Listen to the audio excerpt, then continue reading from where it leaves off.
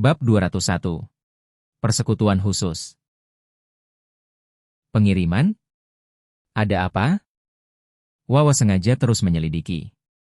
Tidak yakin apa itu, ada di dalam kotak, tapi sepertinya hidup, saya mendengar suara.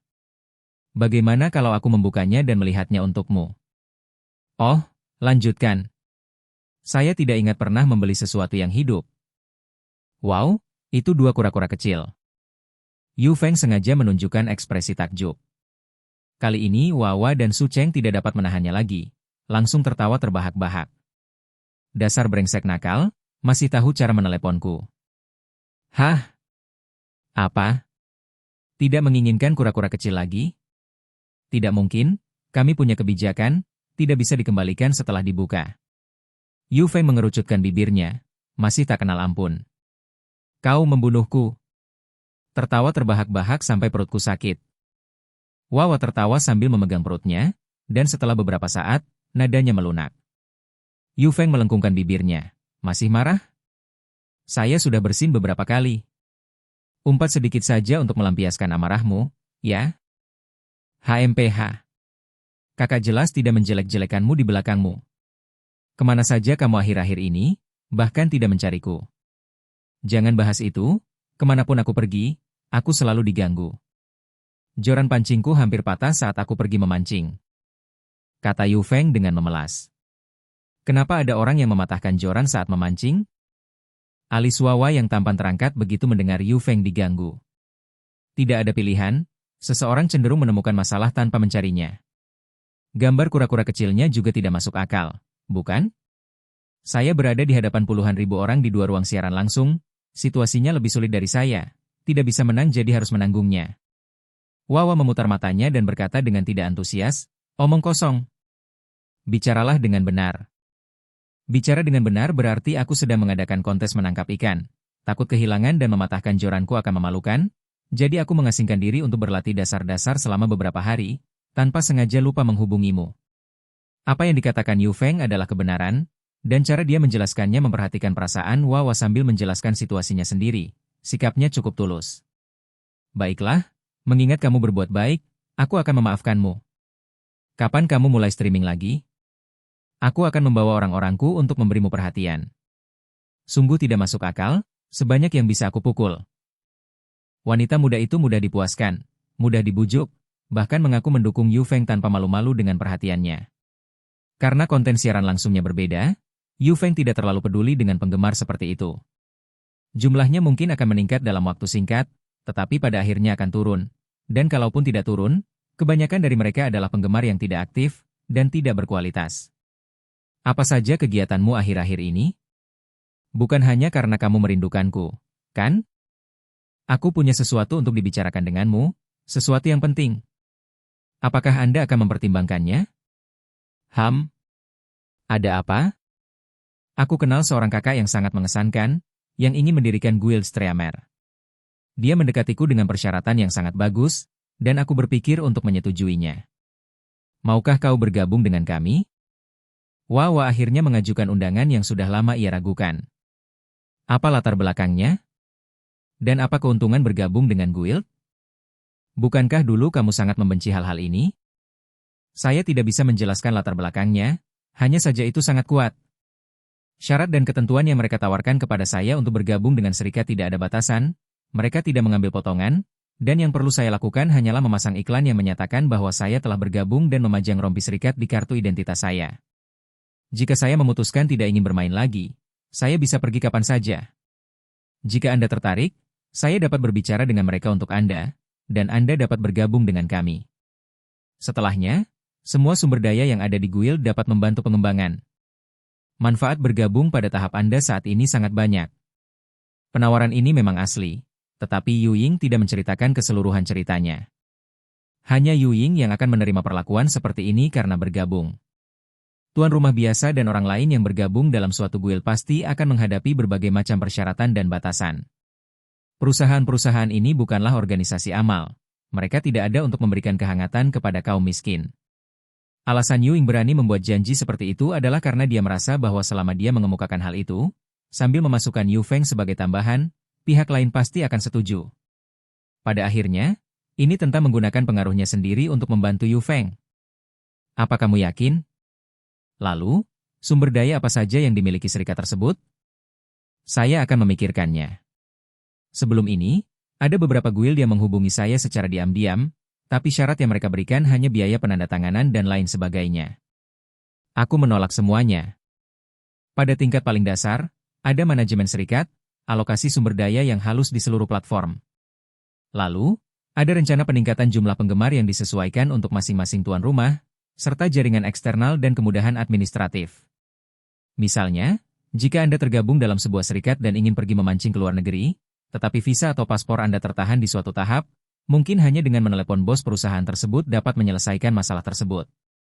Kesempatannya terdengar bagus, tetapi mengapa mereka menginginkan kami tanpa batasan apapun? Karena kebaikan hati mereka? Bodoh, jelas tidak semua orang mendapat perlakuan yang sama, hanya aku saja yang merasakannya. Tidakkah kita butuh seseorang untuk membawa bendera saat membesarkan pasukan baru? Itu aku. Aku pembawa bendera, dan kalian akan menjadi antek-antek yang mengikuti di belakangku. Aku akan bicara dengan saudara Sheng, seharusnya tidak ada masalah. Dengan penjelasan itu, Yu Feng mengerti.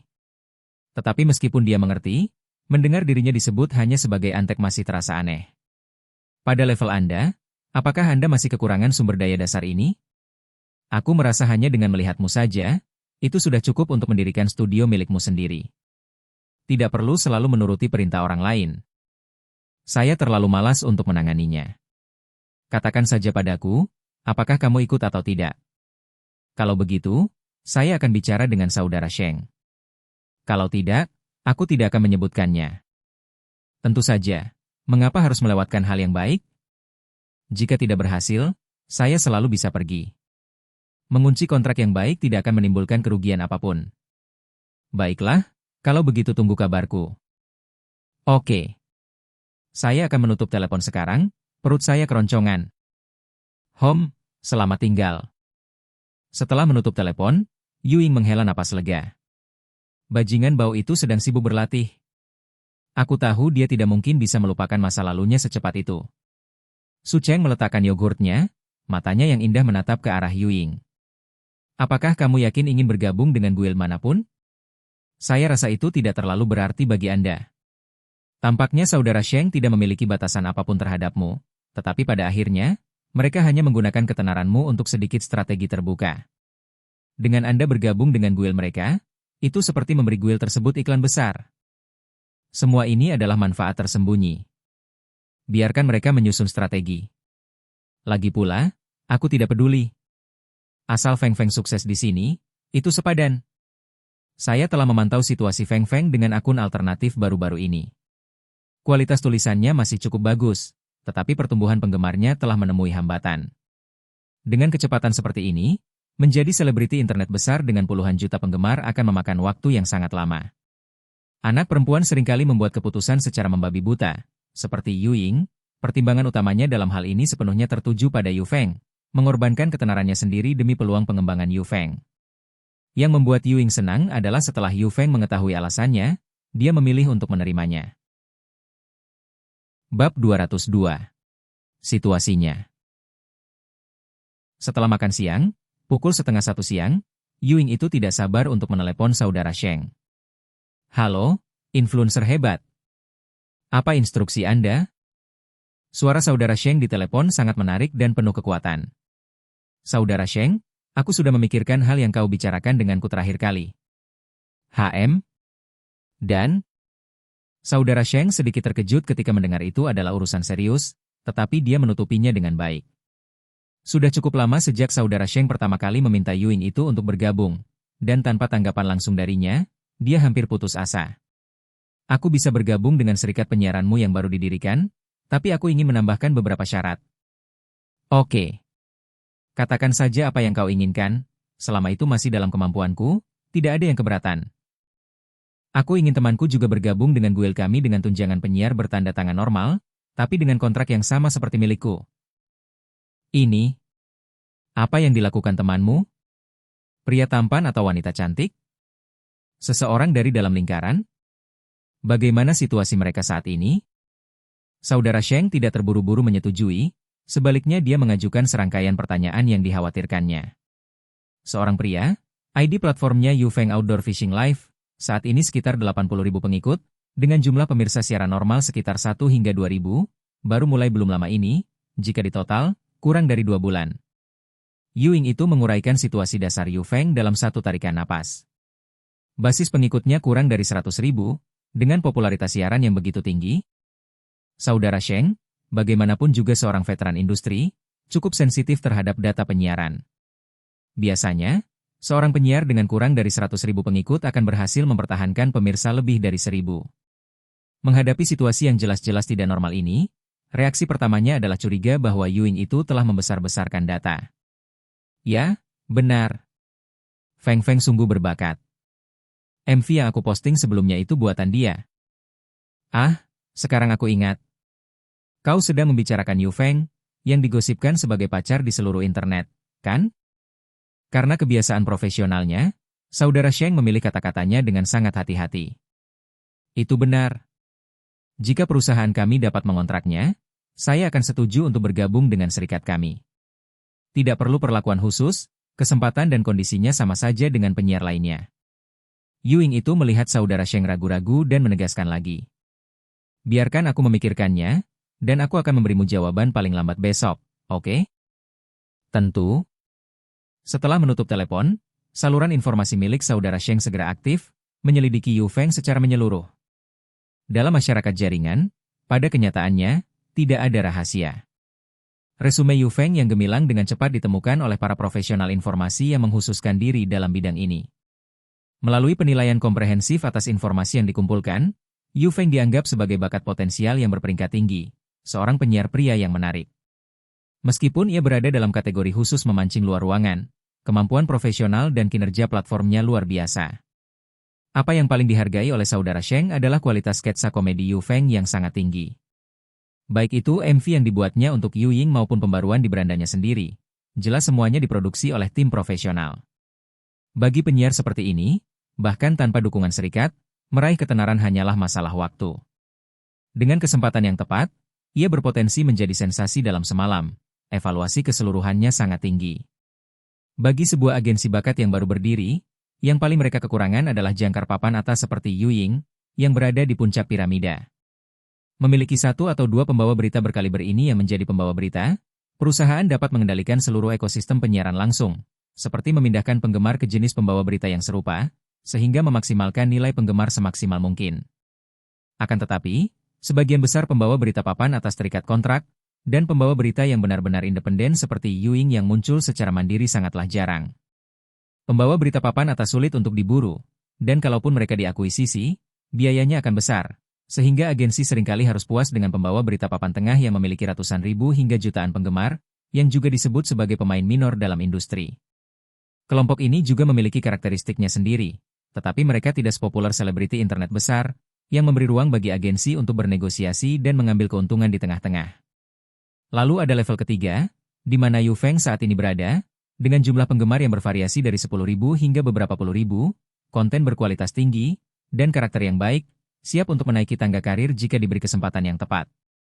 Level ini adalah level di mana agensi mendapatkan nilai terbaik untuk kontrak mereka, dengan lebih sedikit penggemar, sehingga daya tawar pembawa acara pun berkurang, hasrat membara untuk mendapatkan ketenaran, bersedia menerima kontrak yang berat, dan banyak yang kondisi ekonominya pas-pasan, mudah tergoda dengan biaya penandatanganan yang mencapai jutaan. Inilah sebabnya mengapa Yufeng menjadi incaran banyak agensi beberapa waktu lalu, dan sering dihubungi dalam upaya menandatangani kontrak. Begitu dia menjadi populer, semuanya untung. Di bawah level tersebut terdapat penyiar kecil-kecilan dengan puluhan ribu penggemar, yang memiliki konten tertentu, tetapi kurang berinteraksi. Mereka memiliki sumber daya dan konten, tetapi tidak memiliki nilai komersial yang ada tetapi tidak substansial.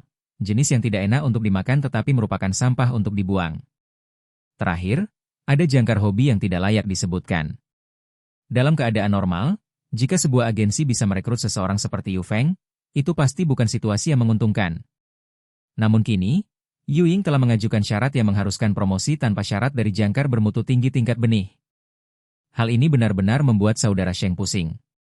Sumber daya yang dimiliki oleh lembaga jangkar tidaklah gratis, berinvestasi pada jangkar mereka sendiri yang menjanjikan dapat menghasilkan banyak keuntungan, berinvestasi pada jangkar yang lebih kecil tidak mendatangkan keuntungan yang tinggi, tetapi keuntungannya adalah stabilitas. Namun berinvestasi di Yufeng, selain menguntungkan perusahaan orang lain, hampir tidak akan ada keuntungan nyata.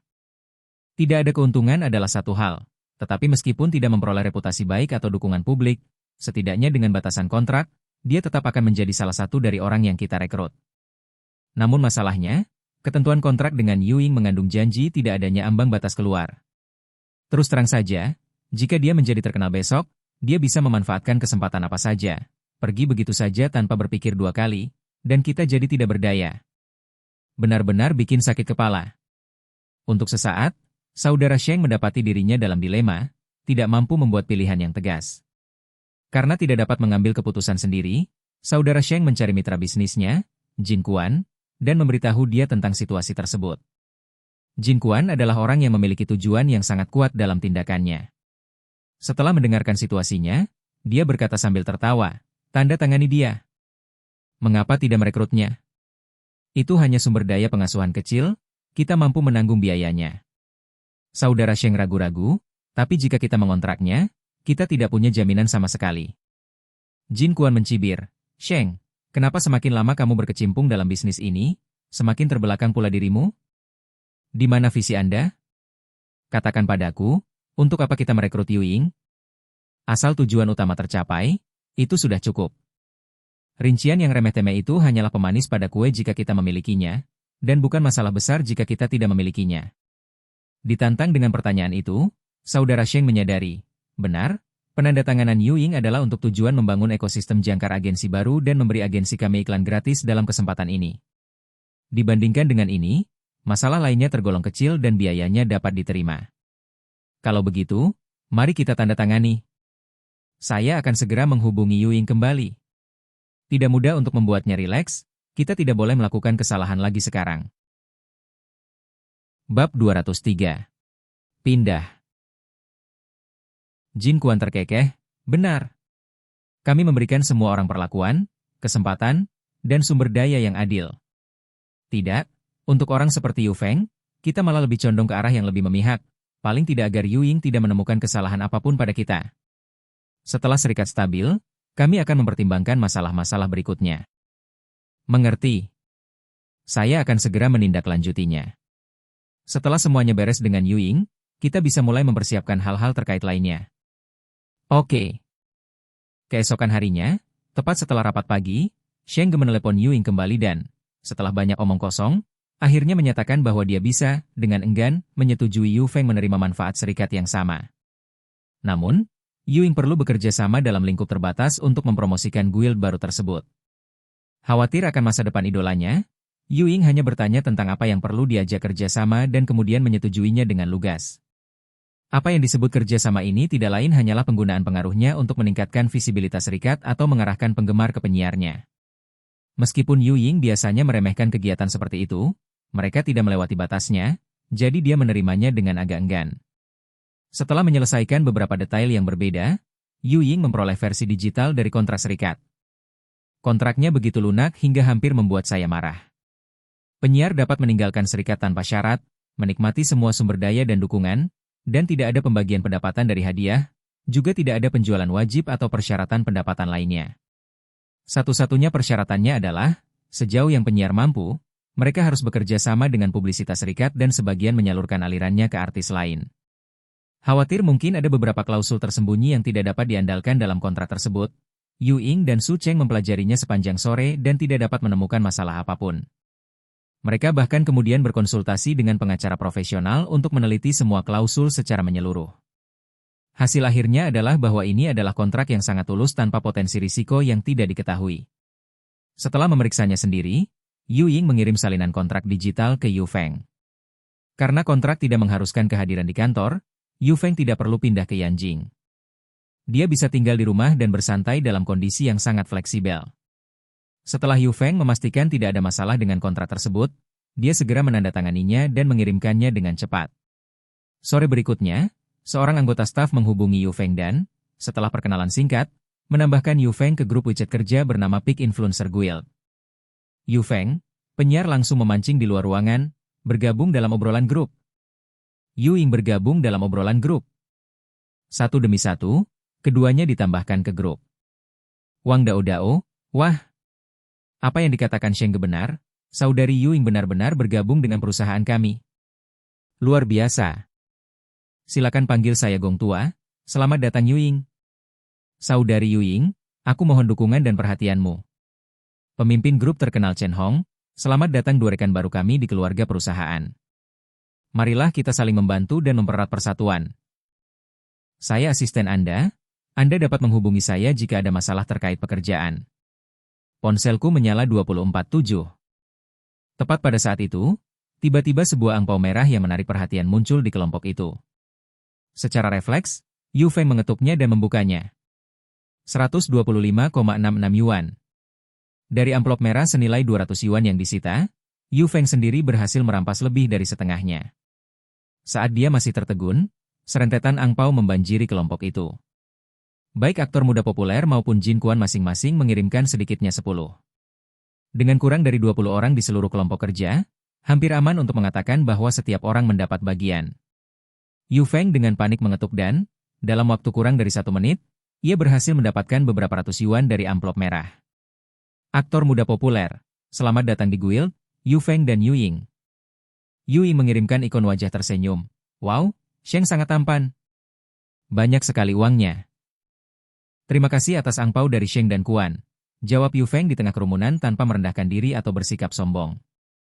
Chen Dao Dao, pengaruh Yuying sungguh kuat. Rasanya seperti menyaksikan perayaan tahun baru. Yuying, haha. Semua orang mendapat bagian. Setelah kekacauan sesaat, kelompok kerja menjadi tenang. Pada saat itu, Yu Feng menerima pesan suara dari Yuying. Jaga jarak dengan orang-orang di grup, berhati-hatilah saat berbicara, jangan bertanya tentang kontrak, dan jika ada yang bertanya, jangan sebutkan apapun. Mengenai kapan guild akan mendukung, Hong akan menghubungi Anda secara pribadi. Yu Feng pernah mengalami suasana profesional serupa di kehidupan masa lalunya, dan bahkan tanpa pengingat Yuying, dia akan tahu prosedurnya. Namun, melihat gadis muda itu secara khusus memperingatkannya menghangatkan hatinya. Mengerti? Terima kasih atas pemberitahuannya. Aku akan mentraktirmu makan malam suatu saat nanti. Sangat bagus. Lebih tepatnya seperti itu, Anda cepat menangkap maksudnya. Kalau aku tidak salah, serikat itu akan segera memulai gelombang promosi pertamanya. Aturlah semua materi bermanfaat yang Anda miliki untuk sementara waktu, dan ketika kesempatan itu tiba, cobalah untuk memaksimalkan manfaatnya. Apa maksudmu? Bagaimana menurutmu hal ini akan ditangani? Apalagi yang bisa? Kolaborasi online, PK, beli promosi. Berinteraksilah dengan streamer terbaik dalam genre Anda untuk meningkatkan pengikut Anda. Bisa jadi salah satu atau beberapa pendekatan ini. Dipahami. Saya akan mempersiapkannya terlebih dahulu. Tepat pada saat itu, perintah sistem baru bergema di benak Yu Feng. Ding. Selamat kepada tuan rumah karena telah resmi bergabung dengan Peak Influencer Guild. Identitas peran Anda telah diperbarui, secara resmi diubah menjadi streamer profesional. Ding. Ciri profesional baru telah terdeteksi. Streamer profesional. Seorang streamer yang memiliki kontrak dengan latar belakang perusahaan secara resmi melangkah ke dalam lingkaran streamer profesional. Efek. Penampilan J5, nilai pesona O10. Ding. Selamat telah memicu misi sampingan profesional baru. Amankan pijakan Anda. Amankan pijakan Anda, lingkaran pita juga merupakan medan pertempuran ketenaran dan kekayaan. Gunakan kemampuan Anda untuk mengamankan posisi yang kuat di guild baru. Tidak ada persyaratan wajib, kinerja akan dinilai secara bertahap. Makin tinggi skornya, makin banyak hadiahnya, tak terbatas. Melihat identitasnya diperbarui dan misi sampingan baru dipicu, Yu Feng tak dapat menahan perasaan bahwa terlepas dari apapun, dia pasti berada dalam posisi yang baik sekarang. Meskipun atribut seperti penampilan dan nilai pesona tidak mendapat peningkatan besar, sifat-sifat ini sangat sulit didapat dan hanya dapat diperoleh melalui cara-cara tertentu. Setiap poin yang diperoleh sangatlah berharga. Selama 2 hari berikutnya, Yu Feng menghabiskan waktunya seperti biasa di toko, memilah lelucon yang telah dikumpulkannya saat ia punya waktu luang, secara sadar merencanakan dan mengkategorikannya. Maksudnya itu apa? Misalnya, pembaruan konten Yu Feng biasanya melibatkan tampilan definisi tinggi, atau lanskap dan pemandangan. Ini merupakan satu kategori. Sementara konten seperti berbagi saran praktis, dan penjelasan teknik serta metode memancing, termasuk dalam kategori lain, yang menargetkan audiens berbeda. Setelah pengorganisasian yang sederhana, konten menjadi jauh lebih jelas, sehingga lebih mudah dikelola dan bagi penggemar untuk menelusuri dan memeriksa, sehingga meningkatkan potensi efisiensi. Dia pikir dia mungkin harus menunggu beberapa hari untuk pengaturan serikat, tetapi sore itu, Yu Feng menerima panggilan kerja dari Suster Hong. Bab 204. Promosi Pemula. Setelah menandatangani kontrak, Suster Hong segera menghubungi Yu Feng. Namun, keduanya murni rekan kerja dan tidak berkomunikasi atau berinteraksi secara pribadi. Kalau orang lain yang lebih bersemangat dalam menghadapi figur manajemen seperti Suster Hong, pasti akan berusaha menyenangkan dia dengan segala cara yang mungkin. Dalam kewenangannya, bantuan kecil dapat memberi mereka keuntungan besar. Tetapi Yu Feng sangat buruk dalam berkomunikasi dengan orang asing, terutama lawan jenis yang tidak diminatinya. Setelah menyimpan informasi kontak, tidak ada percakapan lebih lanjut. Kali ini, saat panggilan masuk, Yu Feng agak bingung dan ragu-ragu selama beberapa detik sebelum menjawab. Halo, Suster Hong, ini Yu Feng. Halo, Yu Feng, ini Chen Hong. Saya memanggil Anda untuk bersiap-siap. Saya telah mengatur promosi dukungan pertama Anda dalam beberapa hari ke depan. Manfaatkan waktu sebaik-baiknya sebelum dimulai untuk mempersiapkan diri sebaik-baiknya. Chen Hong bertanggung jawab atas beberapa streamer, baik yang besar maupun kecil, jadi mengurus bisnis bukan masalah baginya, dan dia berkomunikasi dengan cara yang lugas, tidak menyukai omong kosong. Persiapan yang matang? Bolehkah aku bertanya aspek mana yang kamu maksud? Yu Feng agak bingung, merasa bahwa dia belum sepenuhnya memahami arti kata-katanya. Yang kumaksud dengan persiapan matang adalah, pastikan dirimu dalam kondisi pikiran yang tepat. Mungkin karena Anda baru bergabung di guild kami, Anda belum familiar dengan sistem operasi sumber daya streamer kami. Izinkan saya menjelaskan aturan-aturan dasarnya secara singkat sehingga Anda dapat mempelajarinya saat Anda punya waktu. Baiklah, saya mendengarkan, silakan lanjutkan. Semua streamer yang menandatangani kontrak resmi, setelah bergabung, akan menerima berbagai macam dukungan dari guild. Sumber daya ini dapat dibagi ke dalam beberapa tingkatan, dari rendah hingga tinggi. Misalnya, sekarang setelah Anda baru saja bergabung, Anda dapat menerima 2 promosi pendatang baru tanpa syarat. Efek spesifiknya adalah selama siaran langsung Anda, guild kami akan berkoordinasi dengan platform untuk memberikan beberapa hak istimewa backend untuk meningkatkan visibilitas sebanyak mungkin, yang secara efektif meningkatkan jumlah pengikut Anda. Promosi pendatang baru ini tersedia untuk semua streamer yang terikat kontrak tanpa syarat.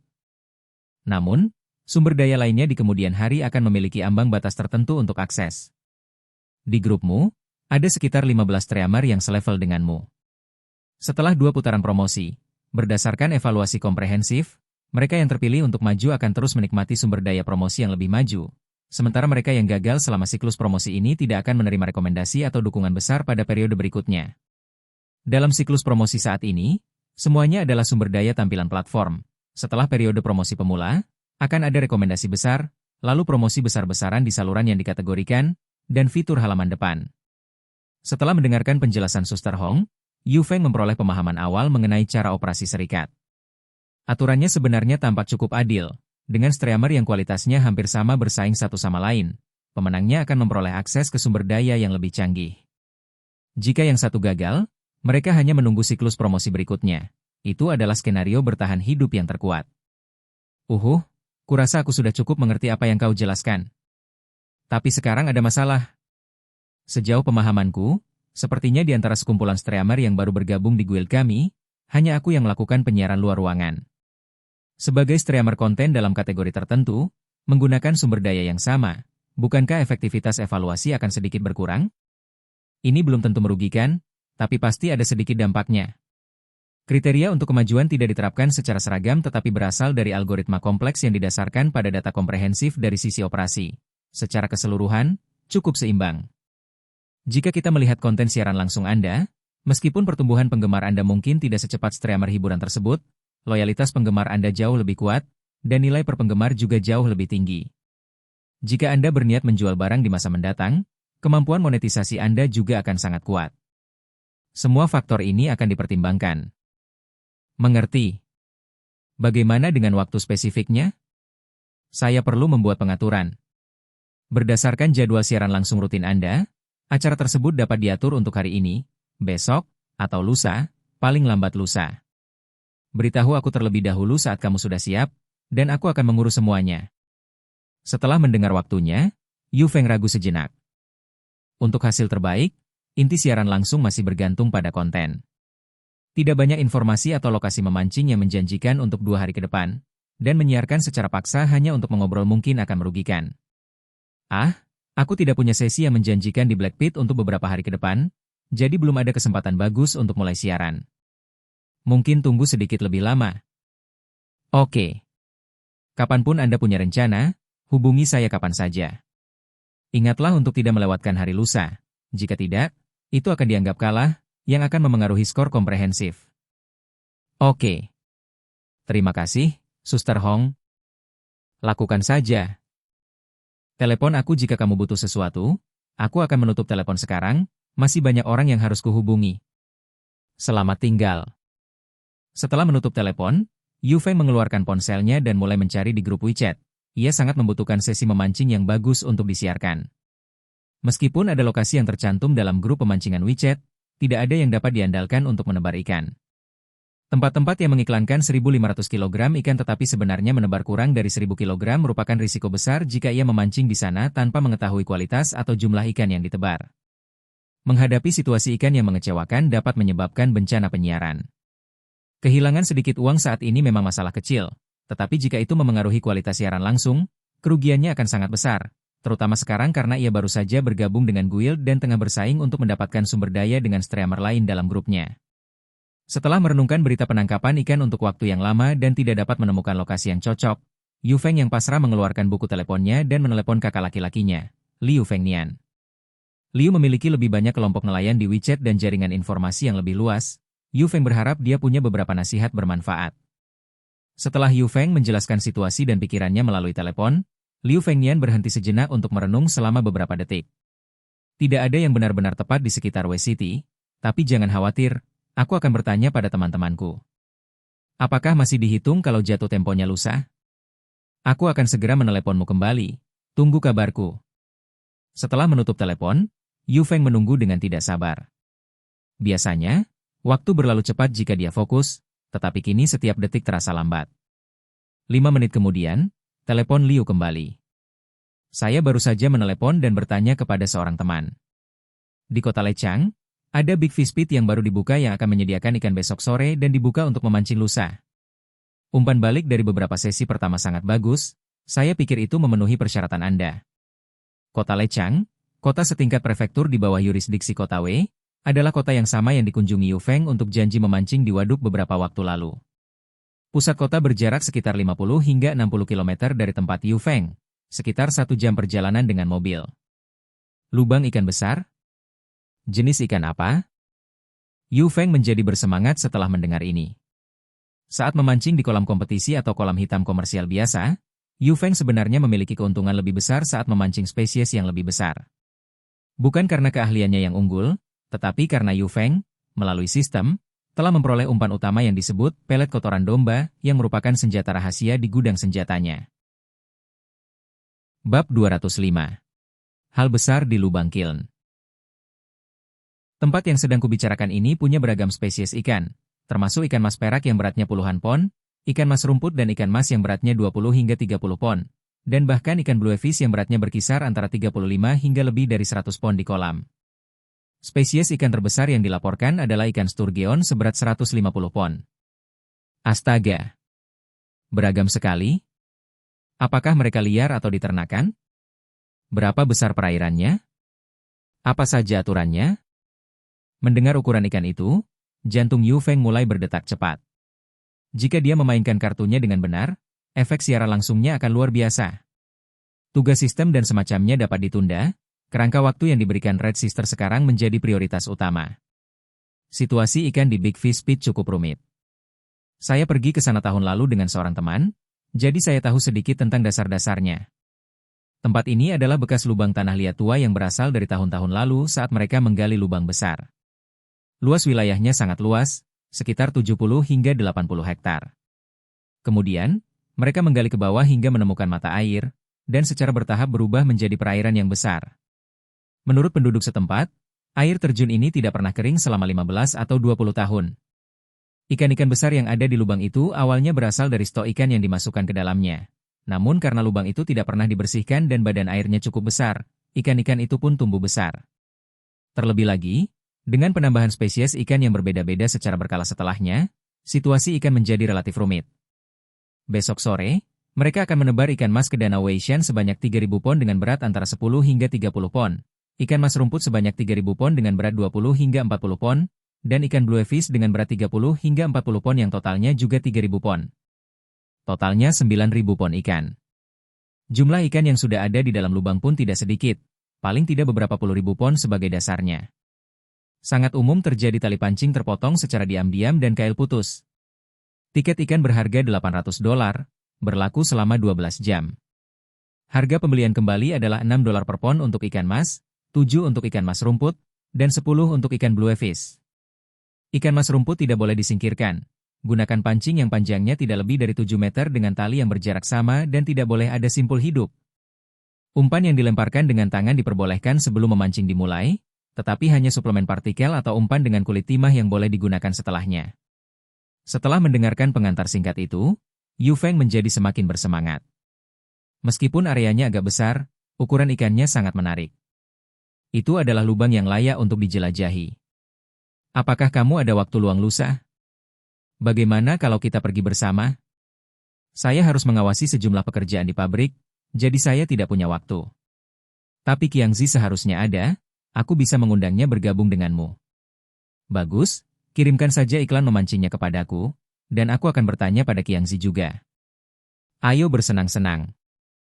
Oke. Setelah menutup telepon, Yu Feng sangat bersemangat. Ini seperti mengambil bantal saat merasa mengantuk.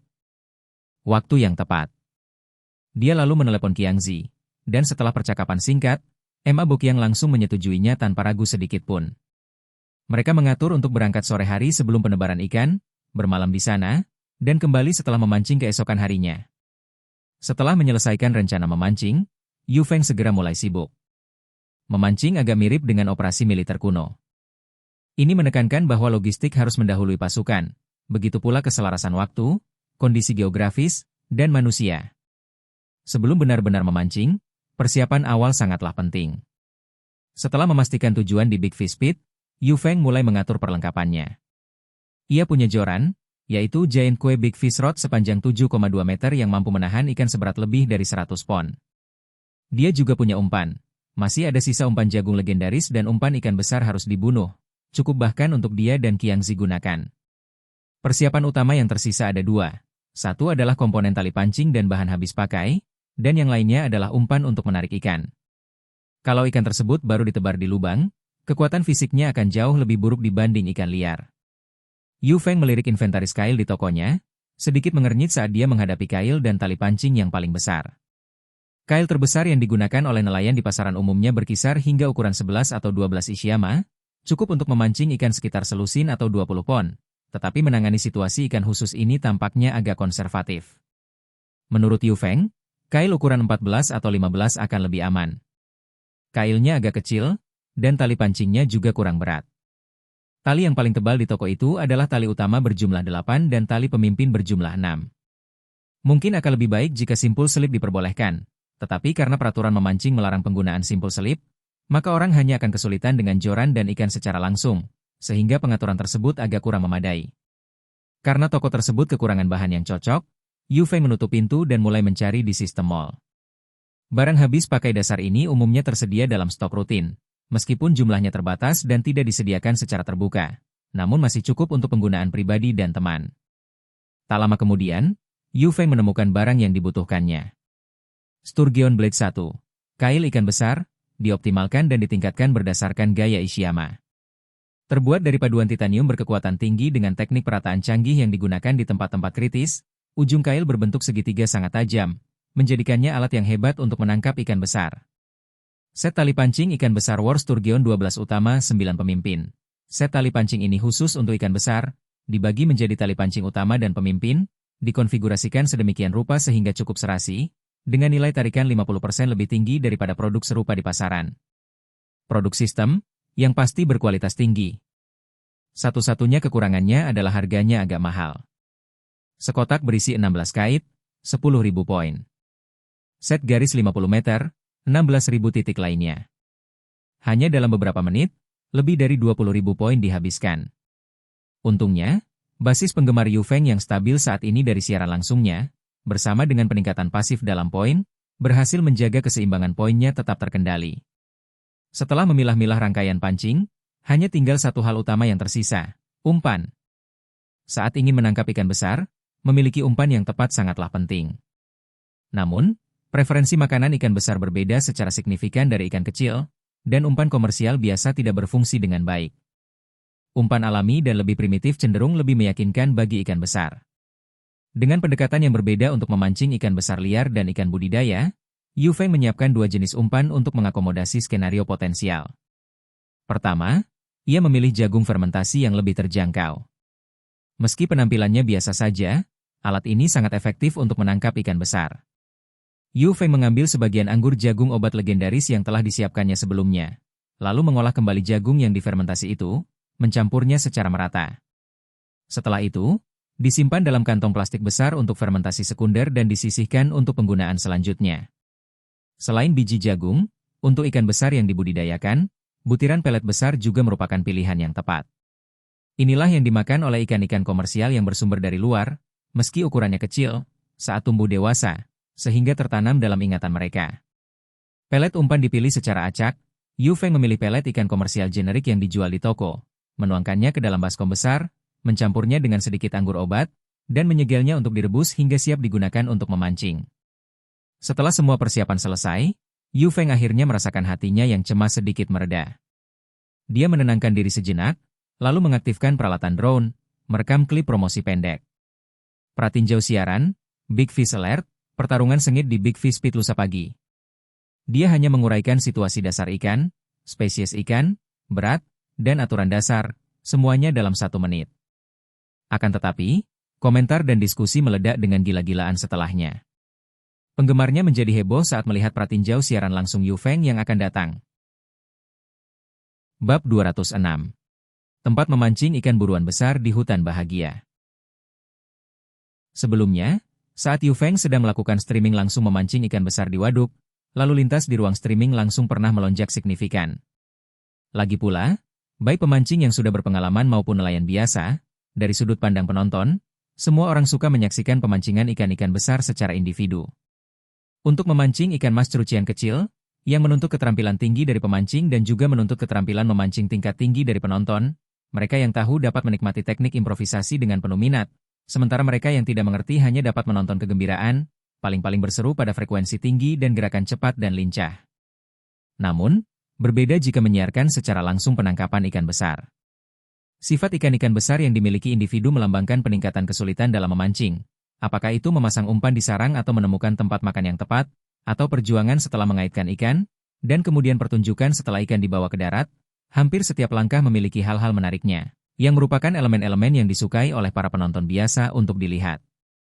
Lebih jauh lagi, karena kecepatan gigitan ikan besar tersebut umumnya tidak terlalu cepat, Yufeng juga memiliki banyak waktu untuk berinteraksi dengan pemirsa di ruang langsung. Setelah mempertimbangkan semuanya, hasilnya tidak bisa lebih sempurna lagi. Feng Bro akhirnya akan menyiarkan langsung memancing ikan besar lagi. Aku sangat merindukan siaran langsung waduk sekitar hari buruh, sungguh mendebarkan. Sama di sini. Menonton pertandingan di kolam memang menegangkan tapi agak monoton, memancing ikan besar jauh lebih memuaskan. Feng Bro jago menangkap ikan besar. Terakhir kali, saya memberikan jagung legendaris yang dia kirim kepada saya kepada seorang teman karena saya terlalu sibuk untuk pergi memancing, dan orang itu menangkap beberapa ikan mas besar. Tidak tahu apakah Feng Bro masih mengadakan giveaway, tapi saya bahkan akan membayarnya. Sudah sangat siap dan tinggal menunggu siaran dimulai. Melihat berbagai komentar dari pemirsa di bawah postingan tersebut, Yufeng merasa semakin percaya diri. Segalanya sudah siap, ia hanya butuh angin timur. Keesokan harinya, Yufeng bangun pagi untuk berbisnis seperti biasa, tetapi hatinya sudah sedikit gembira, sesekali memeriksa waktu di ponselnya. Dia tidak sabar menunggu waktu untuk terbang, bertemu Qiangzi lebih cepat dan segera berangkat. Setelah penantian yang hampir menyiksa, akhirnya tibalah pukul 3.30 sore. Qiangzi tiba di toko dengan mobilnya seperti yang dijanjikan. Yu Feng sudah mengemas semua perlengkapannya ke dalam mobil. Dan begitu dia mengunci toko, mereka bisa langsung berangkat. Kakak Feng, sudah siapkan umpan dan perlengkapan lain untuk memancing ikan besar? Dan garis-garisnya juga. Karena kamu bilang di telepon kalau semuanya sudah siap, aku tidak melakukan persiapan khusus apapun. Sebelum pergi, Yu Feng membuka bagasi lagi untuk pemeriksaan terakhir, lalu menjawab, semuanya sudah disiapkan. Ayo kita kunci dan berangkat. Besar. 2 orang, 2 mobil, mengikuti navigasi langsung ke tujuan mereka. Khawatir akan tiba setelah penebaran ikan, Yu Feng dan Qiangzi melaju sangat kencang sepanjang jalan. Perjalanan yang biasanya memakan waktu lebih dari 1 jam diselesaikan hanya dalam waktu 45 menit. Setelah beberapa kali berputar mengelilingi desa, mereka akhirnya menemukan kolam ikan besar yang dimaksud. Ini adalah wilayah perairan yang sangat terbuka dan luas, terletak di hulu sebuah desa. Area yang luas dipagari dengan kawat di sekelilingnya, dengan pintu masuk di sudut barat laut. Di atas pintu masuk, ada tanda yang bertuliskan, Happy Forest Big Fish Fishing Park. Melalui pagar kawat, terlihat banyak mobil pribadi yang sudah terparkir di dalamnya menunggu ikan dilepaskan. Yu Feng dengan santai memilih tempat kosong untuk memarkir mobilnya dan keluar untuk melihat-lihat. Sekilas, kolam itu panjangnya lebih dari 150 meter dari utara ke selatan dan lebarnya lebih dari 200 meter dari timur ke barat, dengan ombak beriak di permukaan air, menawarkan pemandangan yang sangat luas. Lingkungan tempat penangkapan ikan rata-rata. Dimulai dari pintu masuk halaman, banyak sekali paving kerikil. Itu tidak terlalu teratur, tapi cukup rapi. Di dekat pintu masuk, terdapat 4 bangunan prefabrikasi portabel yang saling terhubung, dengan pintu terbuka. Yu Feng melirik sekilas ke dalam, di mana cukup banyak pemancing berpakaian tabir surya tengah minum air. Kemungkinan besar mereka adalah pengunjung tetap tempat ini. Kolam pemancingan itu tidak berbentuk persegi panjang yang membujur dari utara ke selatan. Bentuknya agak menyempit ke arah sudut tenggara, sehingga membuatnya terasa seperti trapesium. Tepi utara dan timur cukup sejajar, dengan tanda-tanda yang jelas telah dimodifikasi. Yang perlu disebutkan adalah posisi memancing. Posisi kolam itu cukup luas, sekitar 3,5 meter satu sama lain. Tidak seperti black pit komersial pada umumnya, yang posisinya sempit dengan jarak 2,5 meter, di sini ada ruang untuk bermanuver jika ada ikan yang memutuskan untuk bergerak. Setiap posisi memancing mempunyai lempengan beton yang cukup besar, dengan nomor kursi yang dicat semprot dengan warna merah yang menarik perhatian. Wow! Tempat ini punya permukaan air yang besar. Pada saat itu, Qiangzi juga memarkir mobilnya dan datang, mengamati sekeliling area pemancingan sambil berjalan. Yu Feng mengangguk dan berkata, ada banyak tempat di sini. Hanya tepi timur dan utara saja yang bisa menampung setidaknya 100 orang. Sepertinya ada posisi di tepi timur dan selatan juga. Ngomong-ngomong, truk ikannya belum datang. Jadi bagaimana kalau kita jalan-jalan di sekitar kolam dulu? Saran Qiangzi. Bagi setiap pemancing terampil yang mengunjungi tempat pemancingan baru, mengamati kondisi adalah suatu keharusan. Qiangzi, setelah memancing bersama Liu Tua dan yang lainnya, telah belajar cukup banyak, termasuk mengintai kolam. Ayo pergi. Yu Feng setuju, dan keduanya berjalan santai di sekitar kolam. Berjalan di sekeliling kolam membuat Yu Feng lebih bisa memperkirakan ukurannya dibandingkan hanya memperkirakan lewat penglihatan. Di sepanjang tepi utara saja, posisinya diberi nomor hingga 80, yang membuatnya terkesan. Setelah mengelilingi 3 sisi kolam, mereka mencapai posisi nomor 210, belum termasuk tepi barat. Tempat ini lebih besar dari yang diharapkan, dan siapa yang tahu berapa banyak ikan yang ada di sana. Dengan wilayah yang begitu luas, menyimpannya terasa seperti setetes air di lautan, kata Qiangzi sambil mengerutkan kening. Sebelum Yu Feng dapat menjawab, kurang dari 20 meter dari Qiangzi, seekor ikan besar tiba-tiba melompat keluar dari air, menciptakan cipratan saat ia terjun kembali. Itu hanya pandangan sekilas, namun Yu Feng menangkap ekor ikan berwarna merah cerah itu. Itu pasti seekor ikan mas yang beratnya paling sedikit 20 atau 30 pon. Pengadukan air seperti itu sungguh menakjubkan. Sialan. Itu ikan yang besar sekali. Karper. Pasti lebih dari 30 pon. Yu Feng menegaskan dengan percaya diri. Beberapa detik sebelumnya, pikiran Qiangzi dipenuhi keraguan tentang kolam itu. Tetapi keraguan itu lenyap tanpa jejak saat melihat ikan muncul ke permukaan. Makhluk sebesar dan seanggun itu akan membuat perjalanan ini berharga meskipun hanya satu yang tertangkap. Ada cukup banyak pemancing di dekat rumah-rumah prefabrikasi. Setelah itu, kita harus pergi dan bertanya tentang situasinya dan melihat penebaran ikan. Itu akan memberi kita gambaran bagus tentang apa yang diharapkan, kata Yu Feng dengan tenang. Benar, ya. Menurut jadwal, truk pengangkut ikan akan segera tiba. Qiang Zi setuju. Dua itu berjalan dari tepi barat kembali ke pintu masuk di sudut barat laut halaman. Menunggu dengan sabar di tepi kolam, truk ikan tiba, dan saat mendengar suara remnya, banyak nelayan muncul dari dalam truk prefabrikasi. Ya ampun, dari luar hanya ada 4 rumah prefabrikasi, namun hampir 20 orang yang keluar. Kebanyakan mengenakan pakaian pelindung matahari dan topi pancing. Menjadi misteri bagaimana mereka semua bisa masuk ke dalamnya. Bab 207. Melepaskan yang besar. Dua kendaraan pengangkut ikan dengan cepat memasuki kolam pemancingan, dan saat itulah Yu Feng melihat seorang pria parubaya kekar berjalan keluar rumah. Dia mengenakan rompi rintangan dan memakai sepatu kain Beijing kuno. Di tangannya, ia memegang buku besar dengan sampul kulit. Kalau tidak salah, laki-laki ini seharusnya pemilik kolam pemancingan. Dia segera mendekat dan mulai berbicara dengan para pengemudi truk. Dalam waktu yang dibutuhkan untuk menghisap sebatang rokok, salah satu pengemudi truk naik ke tangki ikan yang dimodifikasi dan meraup segenggam ikan dengan jaring besar. Di dalam jaring itu ada seekor ikan mas besar yang beratnya sedikitnya 20 pon.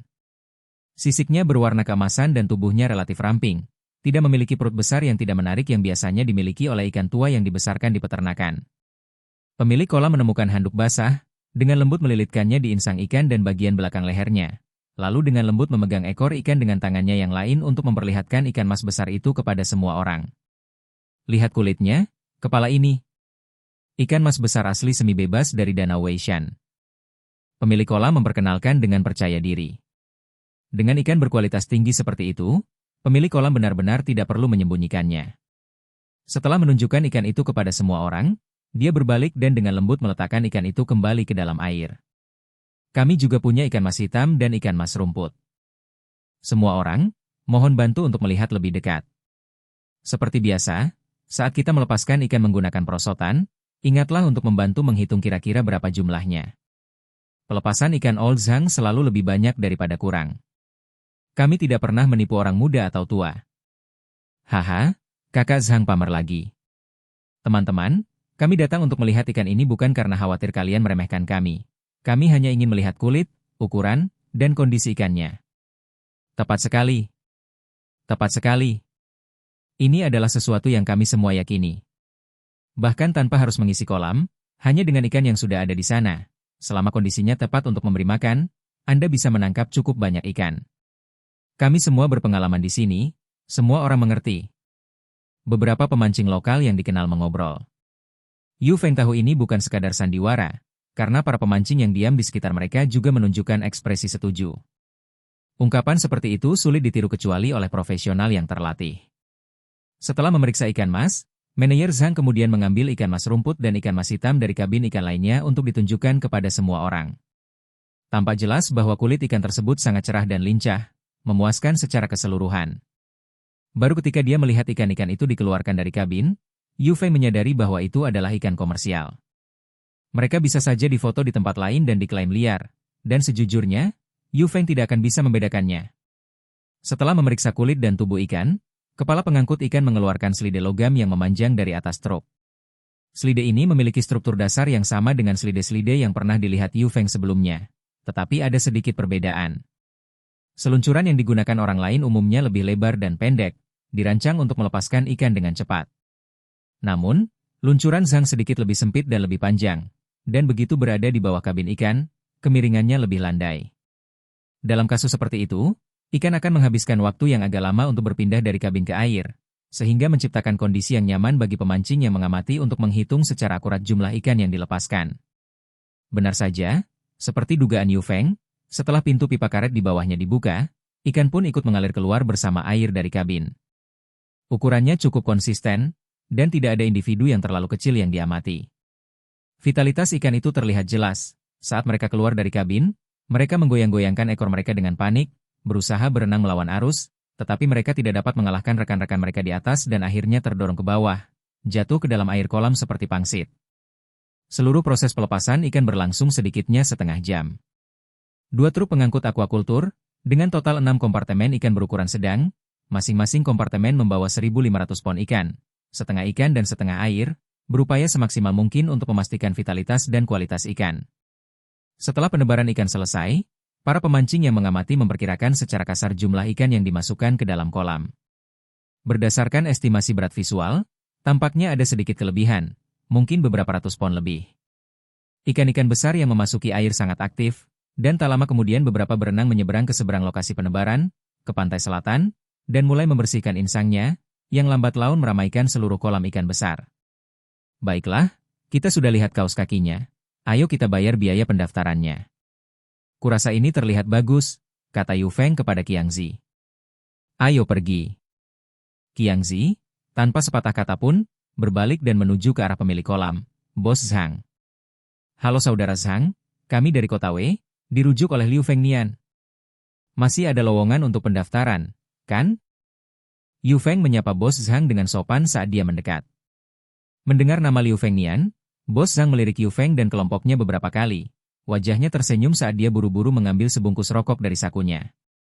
Ya, ada banyak ruang, kolam kami tidak pernah penuh. Kalian sudah datang dari jauh, masuklah dan minum air, kata Bos Zhang dengan ramah. Yu Feng dan Qiang Zi mengikutinya ke dalam rumah. Baru setelah masuk mereka menyadari bahwa rumah itu adalah dunia tersendiri. Dari keempat kompartemen, kecuali yang paling timur yang memiliki pintu dan dipasangi mie instan, Coca-Cola, dan tempat tidur berkemah, kompartemen lainnya saling terhubung, dengan meja lipat di tengah, deretan kursi yang saling terhubung di sepanjang dinding di kedua sisi, mirip dengan tempat duduk di beberapa aula layanan bank. Di atas meja teh, ada sederet cangkir enamel, kemungkinan besar masing-masing berkapasitas 1 jin. Ada dispenser air di kedua ujung dan 7 atau 8 wadah air besar di sudut. Desainnya mungkin tidak sedap dipandang, tetapi mampu memanfaatkan ruang di dalamnya semaksimal mungkin. Ingin masuk untuk minum secangkir air dan beristirahat tidaklah terlalu tidak mengenakan, meskipun ada lebih dari 20 orang yang duduk. Di bawah ambang jendela sisi utara terdapat kipas angin, jadi bau asap dari dalam tidak terlalu menyengat. Syarat-syaratnya terbatas, saudara-saudara, jangan khawatir. Aku harus memanggilmu apa? Bos Zhang membilas 2 cangkir, mengambil teh, menuangkan air untuk mereka, dan bertanya dengan santai. Namaku Yu Feng, panggil saja aku Yu kecil. Ini temanku, Qiang Zi, Abo Qiang. Jawab Yu Feng. Karena sudah datang jauh-jauh untuk mendukung tempat kami akan menanggung biaya bahan bakar kalian, 750 per tiket, 1.500 untuk kalian berdua. Kata Bos Zhang dengan murah hati. Baiklah. Tambahkan saya di WeChat, dan saya akan mentransfer uangnya kepada Anda. Yu Feng mengeluarkan ponselnya dan menemukan kode QR-nya. Setelah menambahkan satu sama lain sebagai teman, Bos Zhang melirik Yu Feng dengan saksama. Anak muda, kamu punya toko peralatan memancing, kan? Tak perlu bertanya, dia sudah melihat nama WeChat Yu Feng. Ya, saya punya toko kecil di kota, yang pas-pasan. Selain perlengkapan memancing, saya juga melakukan siaran langsung di platform makanan laut. Tidak ada larangan untuk hal ini di kolam pemancinganmu, kan? Tidak ada batasan. Banyak streamer dari luar datang memancing di sini. Sekarang sudah sangat umum. Sisi kolam manakah yang jumlah ikannya lebih banyak? Lalu, setelah undian untuk mulai memancing, apakah kami diizinkan mengubah lokasi pemancingan? Apakah ada aturan lain? Kalau mau lebih tegas, tangkapan di pesisir selatan lebih stabil karena airnya agak dangkal, dan ikan-ikan yang baru dilepas cenderung lebih banyak mendapat tangkapan karena diturunkan di pesisir utara. Kalau ikan yang tua, tidak masalah, semua sisinya kurang lebih sama saja. Bab 208. Aturan arena besar. Mengenai aturan, tempat pemancingan kami cukup lunak. Seperti yang Anda lihat, ada banyak tempat memancing, dan jarak antar tempat cukup jauh. Kami tidak akan ikut campur terlalu banyak, asalkan tidak mengganggu kegiatan memancing orang lain. Namun, kami cukup ketat dengan batasan tiang dan tali. Tali pancing besar dengan kail tidak boleh lebih dari 7,5 meter dan Anda harus menjaring tangkapan Anda sendiri. Anda tidak dapat menggunakan simpul hidup untuk menarik ikan keluar. Setelah memahami situasi umum, komunikasi Yu Feng dengan Bos Zhang terhenti. Besok pagi pada pukul 5.30 mereka harus mulai mengundi untuk masuk, dengan penangkapan ikan secara resmi dimulai pada pukul 6 dan berlangsung hingga pukul 6 sore. Di Big Fish Pit, periode memancing umumnya lebih lama. Untuk mencari ikan, mereka tiba malam sebelumnya. Mengingat hari esok akan mulai pagi, Yu Feng dan Qiang Zi memutuskan untuk mencari hotel di kota terdekat untuk bermalam dan kembali pagi-pagi sekali.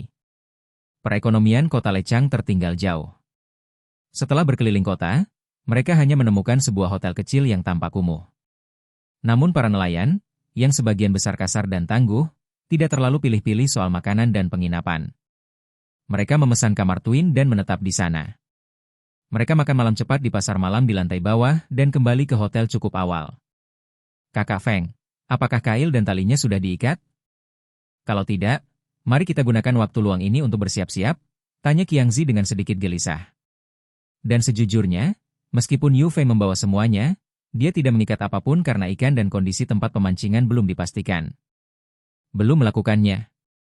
Baru saja mulai bersiap-siap, tidak akan lama, jawab Yu Feng sambil mengeluarkan barang-barang habis pakai seperti kait dari ranselnya, mengobrol dengan Qiang Zi sambil memulai persiapan. Memancing ikan besar ini berbeda dengan menangkap ikan mas biasa seberat 3 hingga 5 pon dan sejenisnya. Panjang rangkaian tali dan jarak antar kail perlu dipertimbangkan. Untuk makhluk besar yang ditebar saat ini, Yu Feng memilih tali utama sekitar 1,2 meter yang dilipat 2, dengan jarak kait sekitar 8 cm. Keuntungannya adalah garis pemimpinnya sedikit lebih panjang, sehingga memberikan kekuatan yang lebih besar. Jika mereka berhasil menangkap ikan besar, tali yang lebih panjang kecil kemungkinannya menyebabkan kail yang lain tersangkut pada ikan dan menciptakan jembatan yang dapat menambah beban untuk melepaskan ikan tersebut.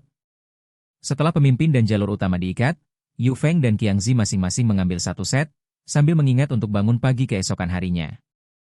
Mereka tidur sebelum pukul 9:30. Malam berlalu tanpa kejadian apapun, dan keesokan paginya pada pukul 4, Yu Feng dibangunkan oleh alarm. Dia buru-buru memanggil Qiang Zi untuk bangun. Keduanya mengemas barang bawaan dan barang-barang pribadi mereka seperti prajurit yang akan berangkat berperang, keluar dari hotel, dan langsung menuju Big Fish Pit yang ramai. Ketika mereka sampai di tempat pemancingan, waktu sudah menunjukkan pukul 4:40. Hari belum cerah, hanya berubah menjadi putih pucat dengan secercah cahaya. Yu Feng sudah sedikit mempersiapkan diri secara psikologis menghadapi keramaian setelah melihat pelepasan ikan kemarin. Tetapi ketika datang pagi ini, semuanya masih terasa sedikit di luar ekspektasi. Tidak dianggap terlambat datang meski sudah lewat pukul 4, namun tempat parkir di dalam area pemancingan sudah penuh. Di jalan luar, Bos Zhang dan seorang pekerja sedang mengatur lalu lintas, mengatur mobil sebaik mungkin agar tidak mengganggu lalu lintas kendaraan normal. Setelah menghabiskan beberapa menit memarkir mobil, Yu Feng dan Qiang Zi membongkar kotak pancing dan perlengkapannya, lalu menarik koper troli mereka ke tempat pemancingan. Pandangan sekilas ke sekeliling menunjukkan bahwa semua orang sibuk dengan persiapan sebelum memancing. Sebagian menyetel pelampung dengan lampu kepala, sebagian menyiapkan dan mengaktifkan umpan, dan yang lainnya mengobrol dengan teman-teman memancing yang akrab. Suasana di tempat pemancingan sangat bagus. Qiang Zi dan Yu Feng menemukan tempat kosong untuk menetap dan kemudian memulai persiapan mereka sendiri. Menyetel pelampung cukup mudah. Saat menargetkan ikan besar ini, pendekatan awal biasanya dimulai dengan memancing di dasar dan kemudian penyesuaian metode mungkin dilakukan, berdasarkan perubahan cuaca dan kondisi lainnya.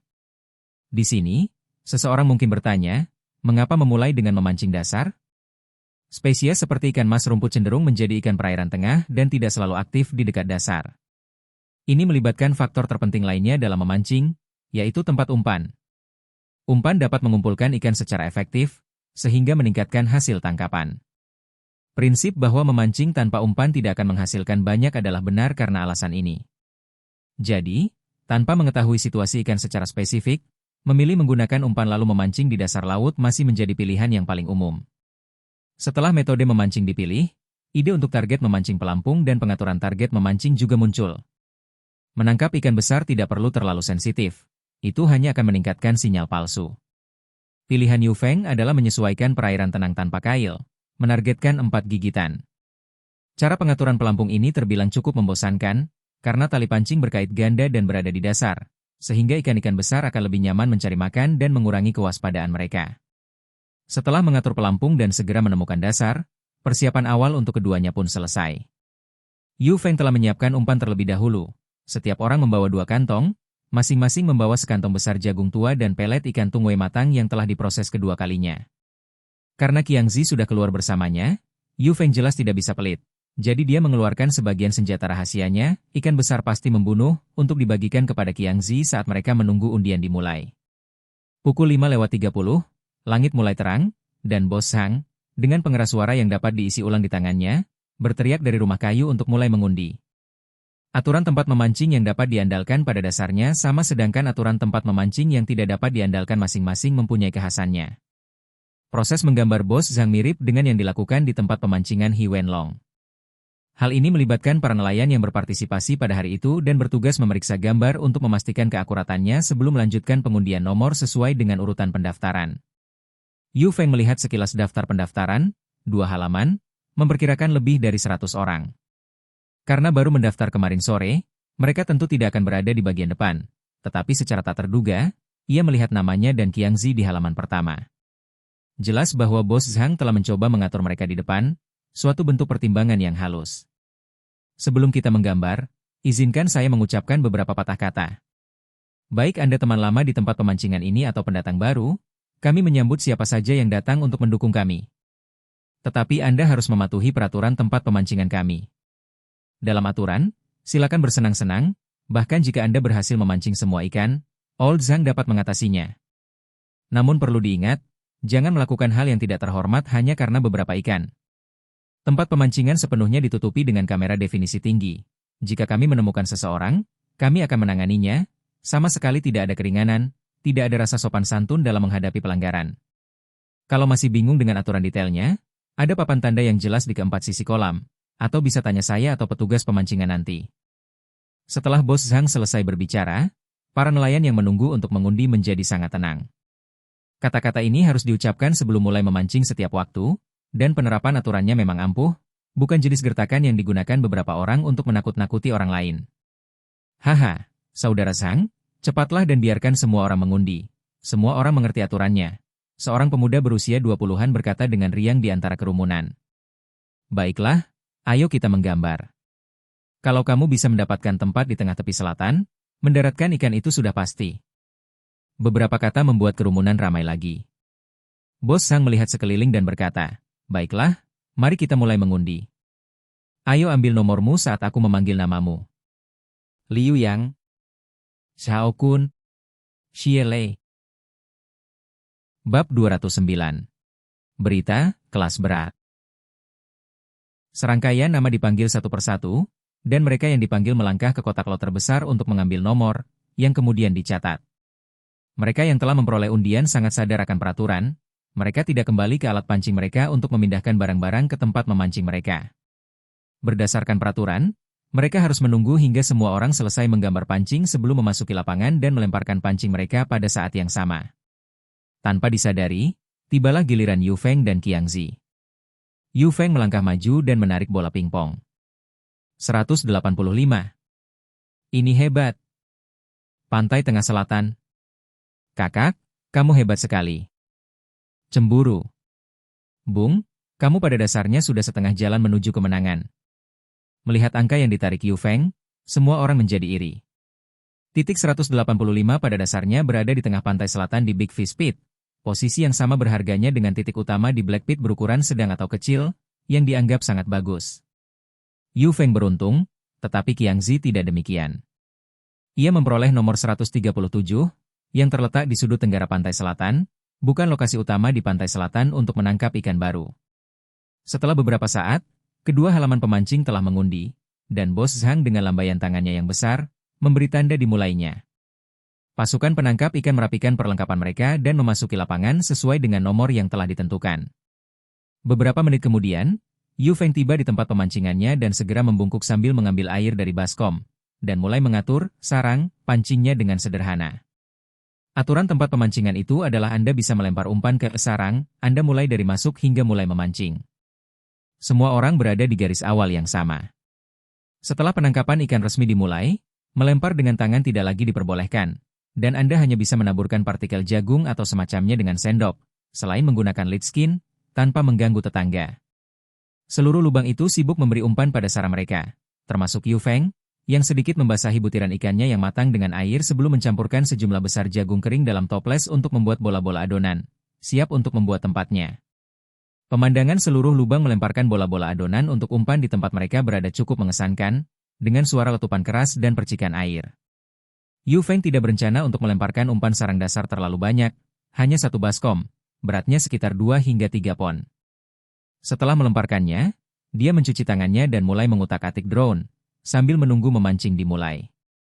Ia mengganti gambar sampul sudut lebar dari tempat pemancingan dan mengedit nama ruangan yang menarik perhatian.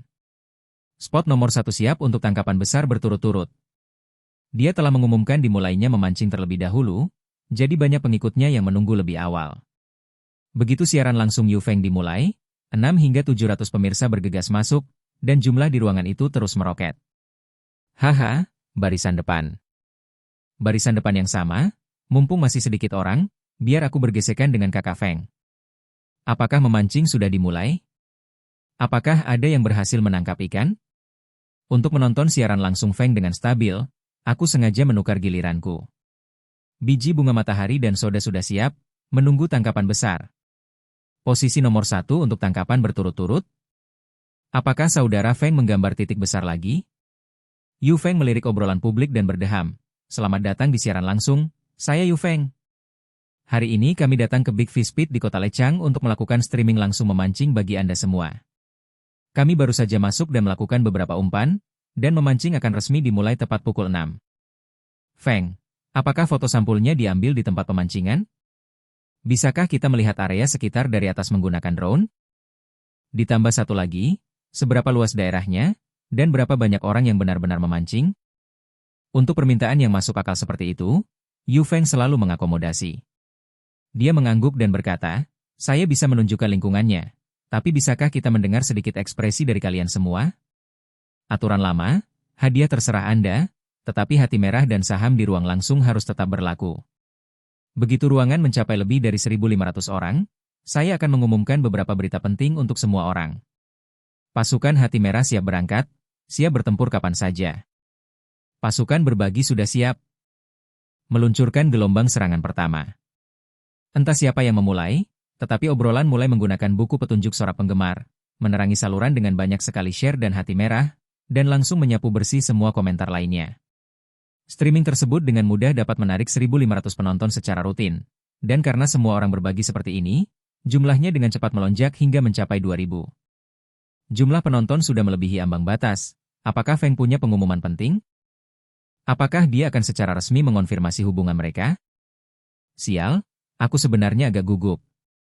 Maksudku, kalau memang begitu, haruskah kita senang atau kesal?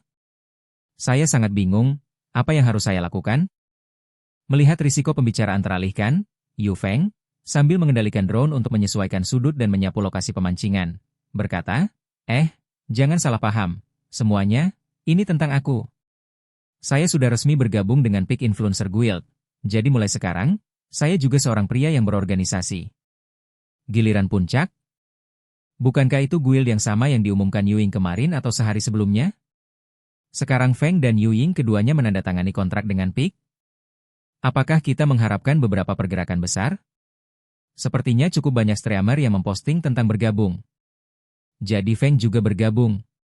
Ini baunya seperti awal dari sesuatu yang besar. Apakah Anda bersedia mengungkapkan biaya penandatanganannya? Hanya sedikit gosip, tapi untuk penyiar pria yang hebat seperti Feng, penghasilannya pasti mencapai ratusan juta, kan? Kalau saja Yu Ying tidak mengingatkan Yu Feng sebelumnya, dia mungkin akan dengan santai membocorkan detailnya saat melihat pertanyaan di ruang obrolan publik, tetapi dia menahan kata-kata yang ingin dia ucapkan. Maaf, teman-teman, ada klausul kerahasiaan mengenai kontrak tersebut, jadi saya tidak bisa menjelaskannya untuk dibahas. Namun, hal itu tidak berlebihan seperti yang kalian semua pikirkan. Saya hanya penyiar kecil, tidak mendapatkan perlakuan setinggi itu. Ada hal lain yang sangat penting. Saat ini saya tengah menikmati promosi, newcomer streamer, dan streaming ini dianggap sebagai debut saya. Perusahaan memiliki orang yang menilai efektivitas promosi. Ini penting untuk alokasi sumber daya promosi di masa mendatang, jadi saya butuh semua orang untuk bersemangat.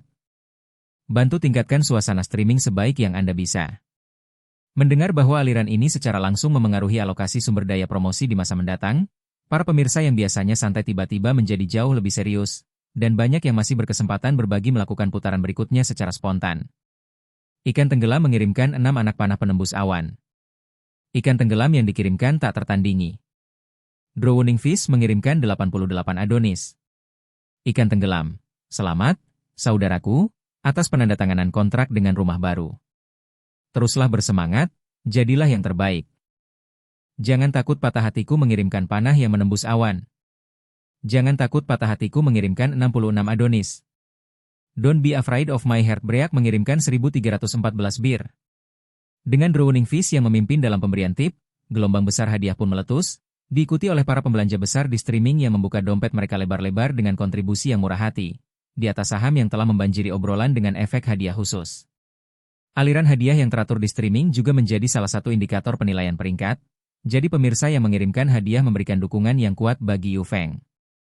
Namun, saat melihat banjir hadiah, dia masih sedikit mengernyitkan alisnya. Terima kasih atas hadiahnya, kakak-kakak. Sejujurnya, pendapatan hadiah adalah salah satu indikator aliran yang sukses, dan itu sangat penting bagi saya saat ini. Saudara-saudara di streaming kami sudah lebih dari murah hati kepada penyiar, dan saya pribadi masih mempertahankan pendirian yang sama seperti sebelumnya. Tonton streaming dengan pikiran yang rasional, dan saya tidak menyarankan pemberian hadiah yang berlebihan. Hanya dengan berbagi dan mendukung dengan sepenuh hati, itu sudah cukup bagiku untuk mengucapkan terima kasih. Bab 210 Kereta dorong kecil yang sangat bengkok. Hubungan antara orang-orang, selain hubungan darah, tidak dimulai tanpa adanya keraguan, dan hal yang sama berlaku antara streamer dan pemirsanya. Butuh waktu untuk saling mengenal dan cocok sebelum hubungan terjalin. Dan bagaimana hubungan ini terjadi? Pada akhirnya, hal itu terakumulasi dari detail-detail kecil selama setiap siaran langsung. Semakin Yu Feng menentang pengiriman hadiah, semakin orang-orang penting di ruang siaran langsung menjadi bersemangat. Lagi pula, ini adalah debut live pertama dengan guild yang sudah ditandatangani, jadi mereka menyiapkan gelombang hadiah, seperti halnya berkontribusi pada acara bahagia seorang teman. Ada cukup banyak orang yang memiliki pola pikir seperti ini, yang menyebabkan banyaknya hadiah efek khusus yang berlebihan di ruang siaran langsung Yu Feng untuk sementara waktu. Tepat pada saat kritis ini, seorang pemancing aneh menarik perhatian Yu Feng. Mengapa Yu Feng memperhatikan pemancing lain saat dia masih hidup dan membangkitkan emosi? Hanya karena penampilan orang ini agak terlalu mencolok. Penampilan yang dimaksud di sini bukan tentang pakaian atau topi, tapi tentang perlengkapan. Sementara orang lain menggunakan troli untuk kotak pancing mereka, orang ini hanya mendorong kereta kecil. Ya, Anda tidak salah baca. Gerobak kecil, jenis yang digunakan di pedesaan untuk bertani atau mengangkut barang. Setelah mendorong kereta di samping Yu Feng, apa yang terjadi selanjutnya bahkan lebih mengejutkan. Di dalam gerobak itu ada jagung rebus dan pelet yang agak lunak untuk ikan budidaya. Astaga, lebih dari setengah gerobak terisi dengan barang-barang ini, yang masih sedikit mengepul. Jika saya harus menebak, pastilah ia disiram dengan air hangat atau panas belum lama ini. Orang yang mendorong gerobak itu mungkin berusia sekitar 50 tahun, sebagian botak, dengan kebotakan yang lebih parah di bagian tengah dan dikelilingi rambut. Dia punya kantung mata yang tebal, seolah-olah dia tidak tidur nyenyak malam sebelumnya. Adapun perlengkapan memancingnya bahkan lebih sederhana. Sebuah bangku tergantung di pegangan kereta, sebuah tongkat kuno setebal lengan anak-anak diletakkan di atas kereta, dan sebuah tempat tongkat, terbuat dari bahan paduan dan terlihat tebal dan kikuk, tertancap di tanah. Di atas umpan itu, ada sebuah tas selempang yang tidak begitu baru dengan tali pengikat yang mungkin sudah putus, diletakkan begitu saja di atas umpan yang masih mengepul, tanpa mempedulikan tanah. Yo! Apa ini? Yu Feng merasa gelisah begitu melihat pria itu duduk di sebelahnya. Orang ini tangguh. Sampai di sini terlambat untuk suatu urusan. Baru saja menggambar banyak hal agar bisa duduk di sebelahmu. Paman Mediterania itu bergumam dan mulai ribut. Tanpa mempedulikan bangku atau tongkat pancingnya, yang telah disingkirkannya, dia melirik sebentar ke arah perkiraan posisi pelampung Yu Feng dan mulai membentuk umpan menjadi bola meriam dengan kedua tangannya. Tak lama kemudian, umpan di gerobak kecil itu berubah menjadi tumpukan bola meriam seukuran kepalan tangan, yang memancarkan getaran 4 bola kebahagiaan yang kerap terlihat di pesta pernikahan desa. Yu Feng menelan ludah, lalu memeriksa waktu. Dengan waktu kurang dari 5 menit sebelum dimulainya memancing resmi pada pukul 6, sang paman berencana untuk bermain keras.